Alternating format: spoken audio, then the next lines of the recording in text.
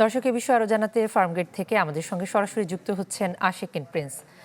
Prince, এর আগের খবরে আপনি আমাদের সঙ্গে যুক্ত হয়ে আবহাওয়া অধিদপ্তরের ব্রিফ সম্পর্কে জানাচ্ছিলেন যে মের শুরুতেই বৃষ্টির একটা সম্ভাবনা রয়েছে। তবে আজকেও ঢাকা সহ সারা দেশ জুড়েই কোথাও সব জায়গায় মোটামুটি তাপপ্রবাহ বিদ্যমান। কি পরিস্থিতি দেখছেন?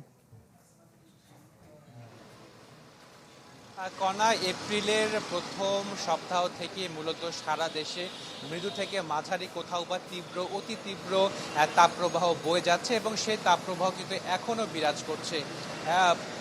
আবহাওয়া অফিস থেকে বলা হয়েছে যে এই যে তাপপ্রবাহ চলছে সারা দেশব্যাপী, সেই তাপপ্রবাহ এপ্রিল মাস জুড়েই থাকবে। ফলে এপ্রিল মাসে তাপপ্রবাহ সম্ভাবনা আবহাওয়া অফিসের পক্ষ থেকে বলা হচ্ছে না। তবে মে মাসে তাপপ্রবাহ কিছুটা কমতে পারে। আবহাওয়া অফিস থেকে বলা হয়েছে যে 2 মে থেকে 5 মে পর্যন্ত পুরো বাংলাদেশে বিস্তৃত পরিসরে ঝড় বৃষ্টি কালবৈশাখী ঝড় হতে পারে।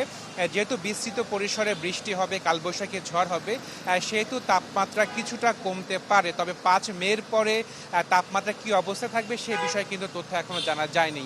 কণা, আপনাকে জানিয়ে রাখি যে যেহেতু ঢাকা সহ সারা দেশে তীব্র তাপপ্রবাহ চলছে, সেহেতু বাংলাদেশ রেড ক্রিসেন্ট সোসাইটির পক্ষ থেকে একটি কিন্তু উদ্যোগ গ্রহণ করা হয়েছে এবং আপনি যে দেখছেন যে একটি বিশ্রামাগার স্থাপন করা হয়েছে ফার্মগেটে বাংলাদেশ রেড ক্রিসেন্ট সোসাইটির পক্ষ থেকে, যেখানে গরমের কারণে যারা একটু ক্লান্ত হচ্ছেন তারা এই বিশ্রামাগারে আসছেন এবং বিশ্রামাগারে এসে তারা বিভিন্ন সেবা নিতে পারছেন। এখানে কিন্তু সচেতনতামূলক বিভিন্ন লিফলেট বিলি করা হচ্ছে এবং একই সঙ্গে পানির বোতল কিন্তু দেওয়া হচ্ছে। সেখানে চিকিৎসক রয়েছেন, চিকিৎসকরা কিন্তু তাদেরকে যারা এখানে আসে তাদেরকে প্রেশার মাপছেন এবং একই সঙ্গে অন্যান্য পরামর্শ দিচ্ছেন।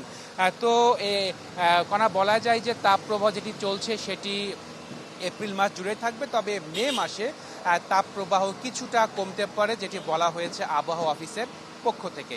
কণা। প্রিন্স, আপনাকে ধন্যবাদ। আশিকিন প্রিন্স আমাদের সঙ্গে যুক্ত হয়েছেন রাজধানী ফার্মগেট থেকে। 1, 2, 3 ঢাকায় জমি জিতে নিন 100% ক্যাশব্যাক সহ 20 কোটি টাকার পুরস্কার।